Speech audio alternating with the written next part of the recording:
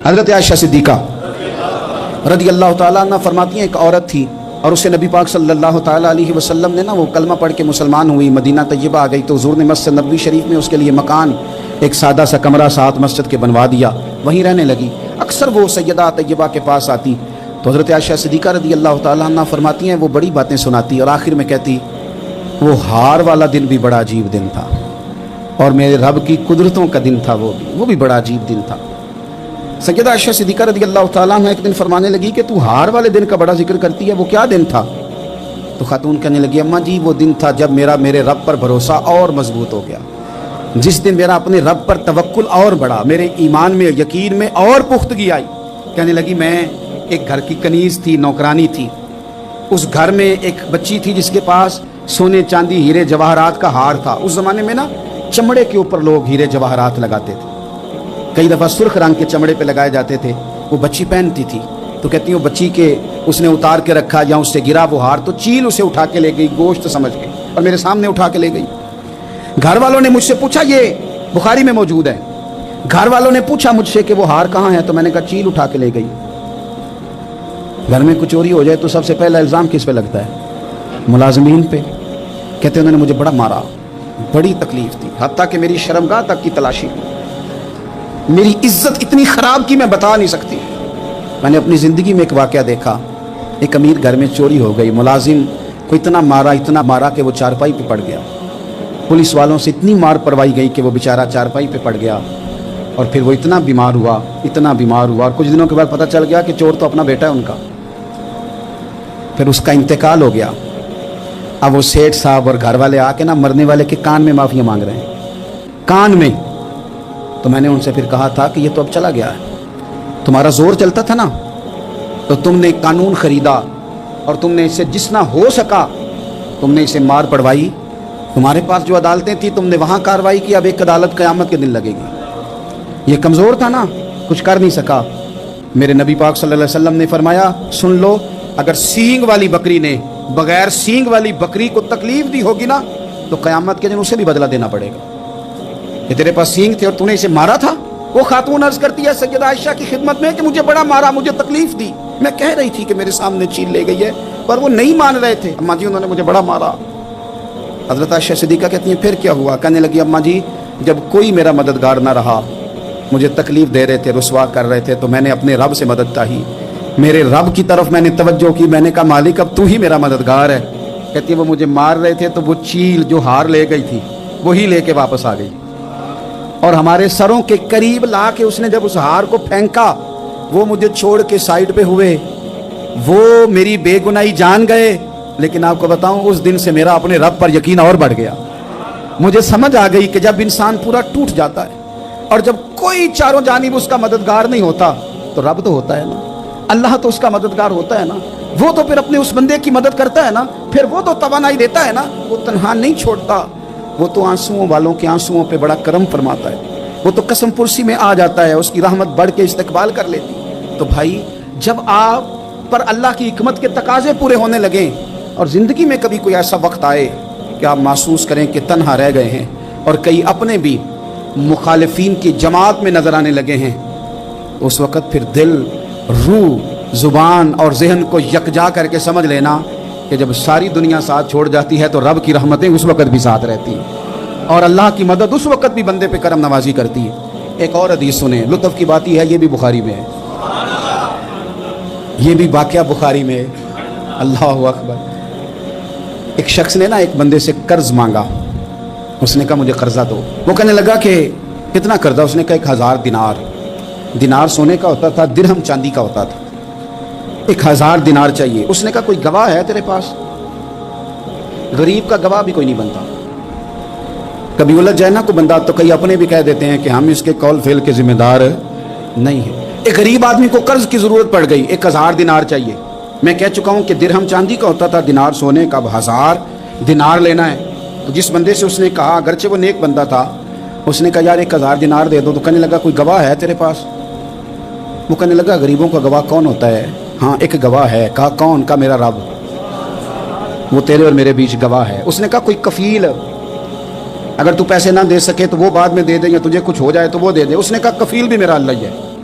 میرے پاس اگر ہے تو رب کریم کا نام ہے, اگر اعتماد کر سکتا ہے تو کر لے. بندہ نیک تھا, اس نے کہا رب کے نام پہ, رب کی کفالت پہ, اللہ کو گواہ بنا کے میں تیار ہوں تجھے 1000 دینے کو. اس نے 1000 دینار دے دیا. وقت واپسی کا طے ہو گیا, وہ چلا گیا پیسے لے کے. اس نے پوری محنت کی کہ میں نے وقت پہ پیسے لوٹانے, پوری محنت بھی کر لی, اللہ نے مدد بھی کر دی, پیسے بھی اس تاریخ کو اسے مل گئے. بعض لوگوں کا تو لوٹانے کا دل ہی نہیں نہ ہوتا. فرمایا حدیث پاک میں کہ تو لوٹانے کا ارادہ کر, رب تیری مدد بھی فرمائے گا. لیکن یہاں بہت سارے لوگ کہتے ہیں خیر ہے, ارادہ ہی نہیں تو پھر جس طرح کا بندے کا گمان ہو رب بھی اسی طرح کا معاملہ فرماتا ہے.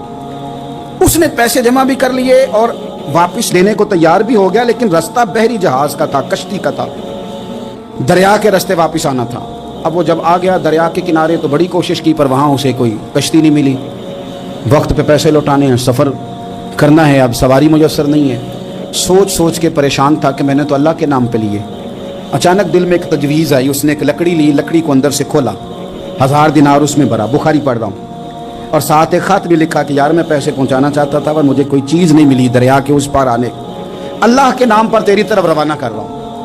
اور یہ کہہ کے وہ لکڑی دریا میں رکھ دی. وہ لکڑی ڈوب گئی ہے, واپس آ گیا. وہ جس نے پیسے لینے تھے وہ عین مقررہ وقت پر دریا کنارے آیا.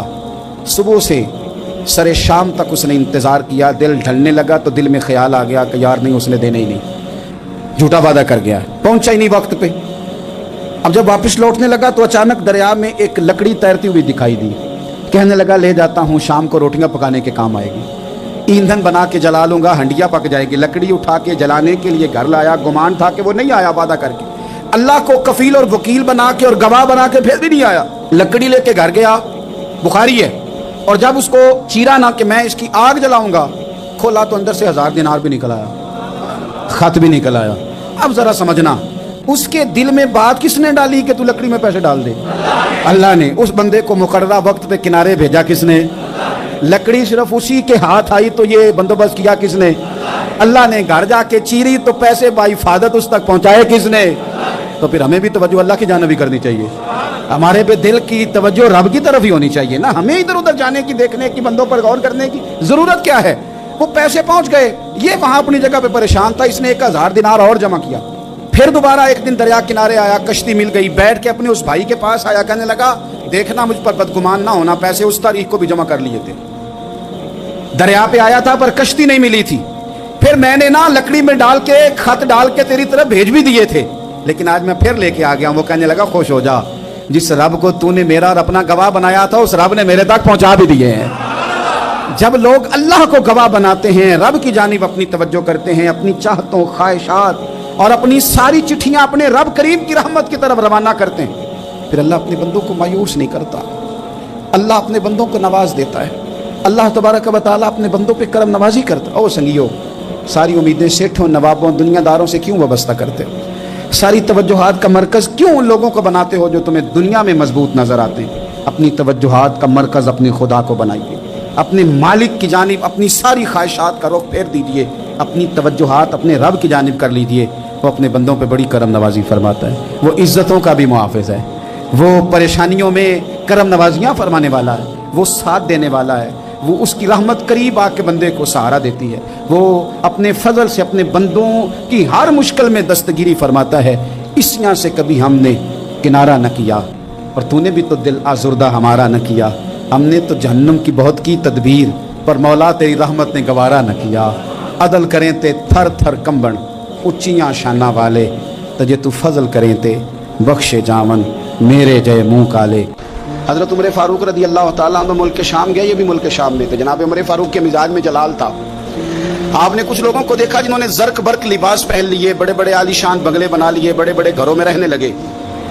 تو حضرت عمر کو اتنا جلال آیا کہ زمین پر اتر کے نا سنگریزے اٹھا کے تو لوگوں کو مارتے تھے. فرماتے تھے اتنی جلدی حضور کی تعلیم بھول گئے اور تم نے اجمیوں کے طریقے اپنا لیے. اتنی تکلیف کے ساتھ حضرت عمر گفتگو کرتے, لیکن حضرت ابو عبیدہ سے ملتے تو فرماتے یار تھوڑی روٹی بھی کھایا کر, کبھی تو بھی کپڑے بدل لیا کر. اتنا فقر, اتنی سادگی. اولین لوگوں میں سے جن کے لیے لوگ مسلمانوں کا امیر المومنین بنانے کی باتیں کر رہے ہیں. حضرت عمر ملنے گئے تو کسی چٹائی کے ٹکڑے کی تہ 2-3 لگا کے گھوڑے پہ اس کو رکھ لیا جاتا تھا سواری کرنے کے لیے تاکہ پسینہ نہ آئے. उसी को उतार के ना तो सराहना बना के बैठे लेटे हुए जमीन पे। हजरत उमर मिलने गए तो हजरत उमर फारूक रदी अल्लाह ताला अन्हु को भी अपने साथ जमीन पे बिठा लिया। तो हजरत उमर फरमाने लगे मैंने तो रोटी खानी है तुझसे, दोस्त है मेरा, खाना खिला। तो कहने लगे खिलाते हैं ना, खिलाना क्यों नहीं। ये भी लोग थे, इसी धरती पे रहते थे। इन लोगों को ना किसी चीज़ ने अपने कब्जे में नहीं लिया, ना औरतों की बातें इन्हें बहला सकी, ना बच्चों की ख्वाहिशात के हत्थे चढ़े, ना ज़माने की तेज़ दौड़ में शामिल हुए, ना किसी कहानी का हिस्सा बने, ना लोगों की ये बातें कि दौर बदल गया, कोई चीज़ हैवी नहीं हुई।